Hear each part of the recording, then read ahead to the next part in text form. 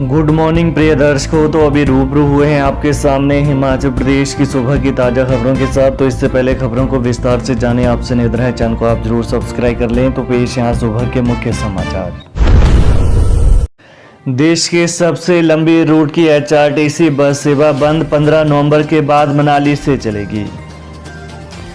लेह से दिल्ली को चलने वाली HRTC की बस सेवा को बंद कर दिया गया है। यह बस अब अगले सीजन में लेह से दिल्ली को शुरू होगी। आपदा के कारण सवारियां नहीं मिलने से यह बस अभी लेह के बजाय केलांग से दिल्ली चल रही है, जबकि 15 नवंबर के बाद बस मनाली से आरंभ की जाएगी। देश विदेश के पर्यटक और आम यात्री अब देश के सबसे लंबी और कई दर्रों के रोमांच भरे सफर का अनुभव नहीं ले सकेंगे।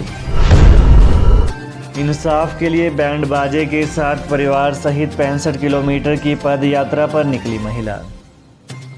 हिमाचल प्रदेश के सिरमौर जिले के संगडाह की एक महिला ने प्रशासन के समक्ष अपनी मांग रखने के लिए अजब गांधीगिरी का तरीका अपनाया है। कमलेश देवी बच्चों पति के साथ बैंड बाजे के साथ इंसाफ पाने के लिए संगडाह से 65 किलोमीटर दूर नाहन के लिए कूच कर गई हैं। कमलेश का आरोप है कि उसके परिवार का शामलात भूमि पर 70 साल पुराना कब्जा था। उसने क्षेत्र के कुछ प्रभावशाली लोगों पर इसे छीनने का आरोप लगाया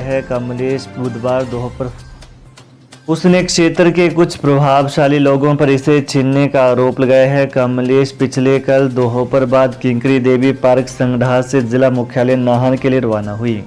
यात्रा शुरू करने से पहले उन्होंने किंकरी देवी पार्क में धूप लगाकर माथा टेका। उसके बाद उन्होंने पति और बच्चों के साथ यात्रा शुरू की। उनके साथ दर्जन भर लोग भी हैं जिन्होंने गांधी टोपी पहनी हुई है।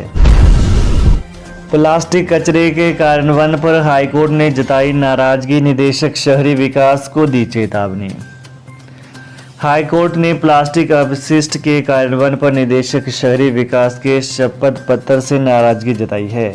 न्यायाधीश त्रिलोक सिंह चौहान और न्यायाधीश रंजन शर्मा की खंडपीठ ने निदेशक को भविष्य में सावधान रहने की चेतावनी दी है। खंडपीठ ने आदेश दिए कि अदालती आदेशों को गंभीरता से लिया जाए। अदालत ने निदेशक शहरी विकास से विस्तृत शपथ पत्र तलब किया है। वहीं मामले की सुनवाई 12 अक्टूबर को होगी। अदालत ने निदेशक शहरी विकास से पूछा था कि प्लास्टिक अपशिष्ट प्रबंधन संशोधित नियम 2022 के तहत इसके निष्पादन के लिए क्या कदम उठाए गए हैं। लापरवाही ITI हमीरपुर के रिकॉर्ड रूम में 56 साल बाद मिले प्रशिक्षुओं के प्रमाण पत्र। वर्ष 1966 से 67 में औद्योगिक प्रशिक्षण केंद्र हमीरपुर से 1 वर्ष का टेलरिंग कपड़े सिलने का प्रशिक्षण लेने वाले प्रशिक्षुओं को अब जाकर प्रमाण पत्र मिल पाएंगे। वे पिछले 5 दशक से संस्थान से प्रमाण पत्र मांगते रहे। मुख्यमंत्री सुखविंदर सिंह सुक्खू के विधानसभा क्षेत्र नादौन के अंतर्गत आने वाले औद्योगिक प्रशिक्षण संस्थान रैल के एक रिकॉर्ड रूम से अब जाकर प्रमाण पत्र मिले हैं।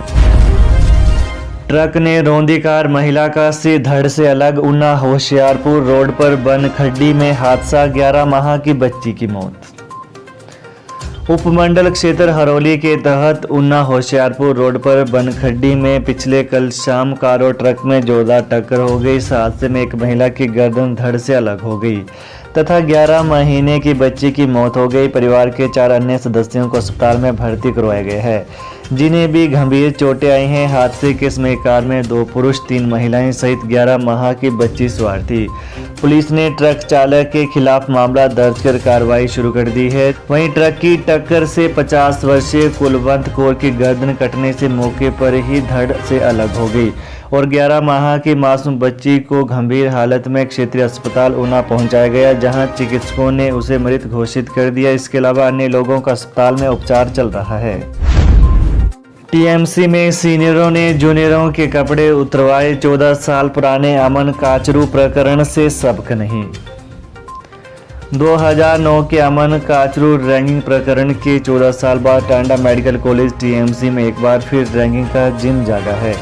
TMC में MBBS के 8 सीनियर प्रशिक्षु डॉक्टरों ने नए बैच के प्रशिक्षु डॉक्टरों की रैंकिंग कर डाली है। बताया जा रहा है कि सीनियरों ने जूनियर प्रशिक्षुओं को कुछ असाइनमेंट दी थी, जिन्हें करने से इन्होंने मना कर दिया। इसके बाद सीनियर प्रशिक्षु डॉक्टरों ने जूनियरों के कपड़े उतरवा दिए और उनकी रैगिंग की।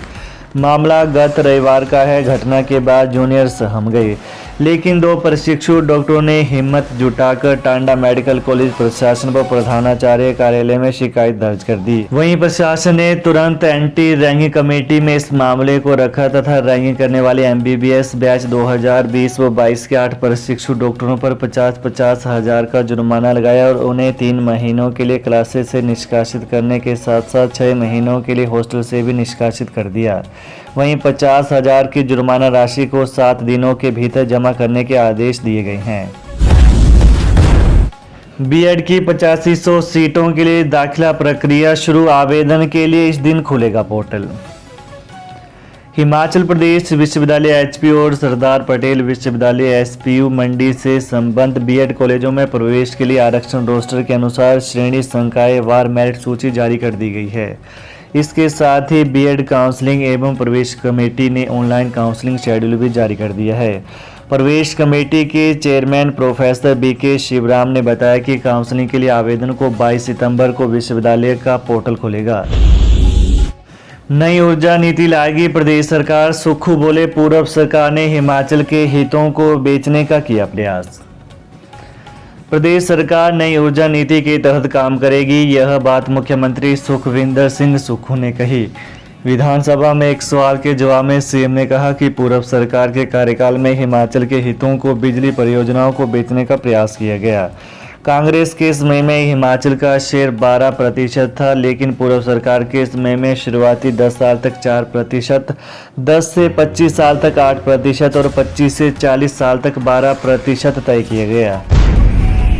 अब सरकार की सलाह के बिना नहीं होंगे कृषि और उद्यानिकी विश्वविद्यालय के वीसी की नियुक्ति। कृषि विश्वविद्यालय पालमपुर और उद्यानिकी एवं वानिकी विश्वविद्यालय नोनी सोलन में कुलपति की नियुक्ति अब अकेले राज्यपाल नहीं कर पाएंगे। अब इसमें प्रदेश सरकार की सलाह और सहायता लेनी होगी। दोनों विश्वविद्यालय में कुलपति के चयन के नियमों में बदलाव के लिए प्रदेश सरकार ने पिछले कल विधानसभा के मानसून सत्र के तीसरे दिन सदन पटल पर संशोधन विधेयक पेश किया। वहीं आज विधेयक पारित करने का प्रस्ताव रखा जाएगा। सीएम सुक्खू बोले हमें ओल्ड पेंशन देने की सजा मिली, फॉरेन फंडिंग के लोन में केंद्र ने कर दी कटौती। मुख्यमंत्री सुखविंदर सिंह सुक्खू ने विधानसभा में कहा कि उनकी सरकार को ओल्ड पेंशन स्कीम लागू करने की सजा मिली है। यहां ओपीएस लागू करते ही केंद्र सरकार ने फॉरेन फंडिंग की लिमिट में कटौती कर दी है। वो भाजपा विधायक विपिन परमार के सवाल का जवाब दे रहे थे। वहीं परमार ने एशियन डेवलपमेंट बैंक के टूरिज्म प्रोजेक्ट को लेकर जवाब चाह रहे थे, जिसमें उनके चुनाव क्षेत्र के मेंझा में भी एक मैरिज डेस्टिनेशन बनना था। मुख्यमंत्री ने कहा कि हिमाचल में ओल्ड पेंशन को लागू करने के बाद फॉरेन फंडिंग के प्रोजेक्ट की लिमिट को कम कर दिया गया। पिछले 5 साल में हिमाचल को 10,000 करोड़ एक्सटर्नल एडिट प्रोजेक्ट में मिल गए थे, लेकिन अब भारत सरकार के डिपार्टमेंट ऑफ इकोनॉमिक अफेयर्स ने इस लिमिट को कम कर 2,944 करोड़ कर दिया है, यानी करीब 6500 करोड़ की कटौती इसमें हुई है। तो ये है आज प्रातः के मुख्य समाचार। तो प्रदेश की ताज़ा खबरों को पाने के लिए कृपया चैनल को जरूर सब्सक्राइब कर लें। धन्यवाद। जय हिंद, जय हिमाचल। जिसे होगा ज्ञान वही करेगा समाधान। हम कहते नहीं करके दिखाते हैं। हमसे पहले काम करने वाले को मुंह मांगा इनाम। दुआ तवीजों द्वारा किया कराया। घर में खून के छींटे आना चंद मिनटों में खत्म। गृह क्लेश, काम कारोबार में बंदिश, मनचाही शादी में रुकावट, सौतन दुश्मन से छुटकारा, संतान का ना होना या होकर मर जाना, प्यार में धोखा खाए प्रेमी प्रेमिका, एक बार फोन अवश्य करें।